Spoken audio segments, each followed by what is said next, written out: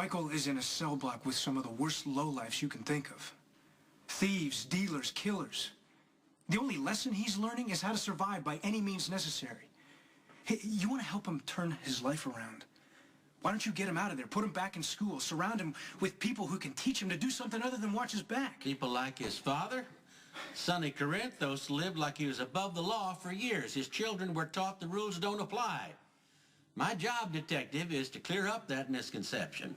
Michael shouldn't be held responsible for the mistakes the adults in his life are making. Michael is paying for taking a woman's life. Yeah, a woman who kidnapped his mother at gunpoint and almost ran off with his baby sister. I'm aware of the circumstances, detective. That's why Michael was charged with involuntary manslaughter and not murder. Your Honor, I don't think you're thinking I assure you that I never hand down a sentence without thinking long and hard about whether the punishment fits the crime. Your brother's case was no exception. Michael confessed to killing Claudia. I gave him 5 years with parole after 2. Now, in my book, that is the very definition of lenient. Your Honor, I'm trying My decision stands, detective. Hey, you got a minute? Sure, for you, of course. What's up? I went to Pennville to see Michael. Thought you might want an update. Oh, how is he? He's good. He's better than I expected. I mean, when Dante told me what happened last night, I thought maybe he'd be a little shaken up. What do you mean what happened last night? What happened to Michael? No, another inmate. I thought that you knew. Knew what? A guy named Carter was killed. And Dante said that he'd been giving Michael trouble, and apparently Jason took care of him. No one can prove it. Okay, why am I just hearing about this now? The only reason that Dante knows is because he was there when the warden pulled Jason out to question him. They were threatening him with solitary for the rest of his sentence, but Michael says everything is fine, and Jason's back in his cell. He just can't have visitors for a while. I know that this is a lot to take in right now. Honestly, though, Michael seems fine. He's not fine, Lulu. He won't be fine till he's out of prison.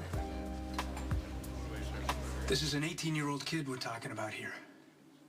A good kid who will be turned into a hardened criminal by the time he gets out. Please, I mean, Your Honor, Michael has already lost a year of his life because of Sonny and Claudia's power struggle. Her death should not cost him 2 more. And if Michael had come forth and confessed the night it happened, things would be different. Yeah, you act like he had a choice. There's always a choice, detective. Not when you're Sonny Corinthos' kid. By the time Michael had realized what he'd done, the cover-up was already set in place. Jason and Sonny swooped in, got rid of the evidence, made sure everyone had their stories straight. Okay, that's just a day at the office for those 2 guys, but not for Michael. What happened at the cabin that night weighed on him for months. Therein lies the problem. Months passed, and Michael remained silent. His one half-hearted attempt at confession was not sufficient proof of his remorse. Because Sonny was pressuring him to keep the secret. I can tell you from personal experience, that man is very difficult to refuse. I was working undercover. My job was to take Sonny down. And I can tell you, the longer I was on the job, the harder it got to tell the difference between Sonny, the cold-blooded killer, and Sonny, the good father. And I'm an experienced cop.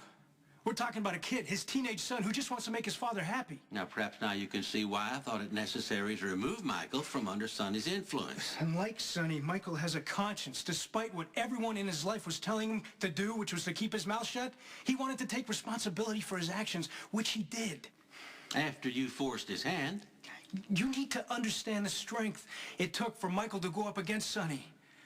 A man he grew up idolizing, and tell the truth at all. Michael did the right thing. I'm asking you to do the same thing and show him a little compassion. Sonny's a compelling force. For Michael to go up against him like that took guts. I know grown men who wouldn't dare defy Sonny's wishes. Imagine how tough it was for his own son to go up against him in open court, no less. The fact is that Michael committed a crime, several, if the continued cover-up is taken into consideration. He needs to learn there are consequences to his actions. He just got the crap beat out of him by some sick freak who found his way into his cell. How's that for consequences? I appreciate your outrage, Detective Falconeri, but I suggest you direct it somewhere else. I'm only trying to help Michael. Yeah, by letting him rot. He's young, vulnerable, the kind of kid that prison will destroy. Where's the justice in that? I never said it was a perfect system. Prison is full of sad stories and bad choices, but the law is the law. The law's supposed to help people, not inflict wounds so deep that they never have any chance of healing. What would you have me do, Detective Falconeri? I've already pointed out how compelling Sonny Corinthos is. If I release him, he'll run back to his father in a life of crime. And where would be the justice in that? Go to prison so he would learn to respect the law. And see that no one, not even the great Sonny Corinthos, is above it. Your point? Sonny did everything he could to beat the system. Obstructing justice, tampering with evidence, conspiracy to cover it up. You suspend Michael's sentence. He'll see that it's okay to trust the system. He'll see that telling the truth, doing the right thing, no matter what the cost, pays off in the end.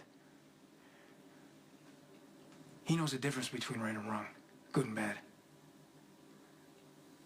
I mean, if the point of all of this was to see justice served, wouldn't it be justice to give this kid a better chance at life instead of destroying him completely? Isn't that the real lesson you wanted for him?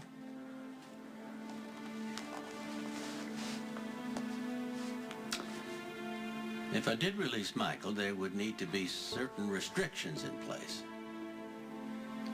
Your Honor, whatever you want. I mean, electronic monitoring, daily therapy, whatever you want, I guarantee you it'll happen. I got your message. What happened?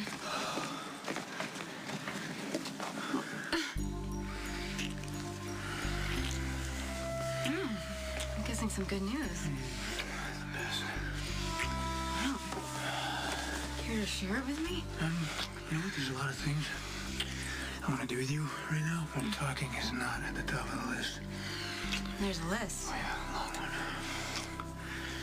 I think we better start marking it off then. That's not on the list? No, but this table right here is on the list.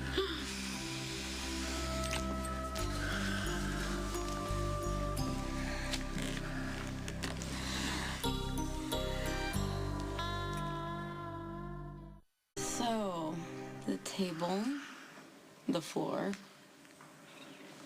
Kitchen counter, the elevator. I think the fire escape might be pretty fun too. Wow, that is quite a list. Well, I figured it's about time we christened every inch of this place. We're off to a pretty good start. Oh, don't be slacking off on the job. There's a lot more work to do.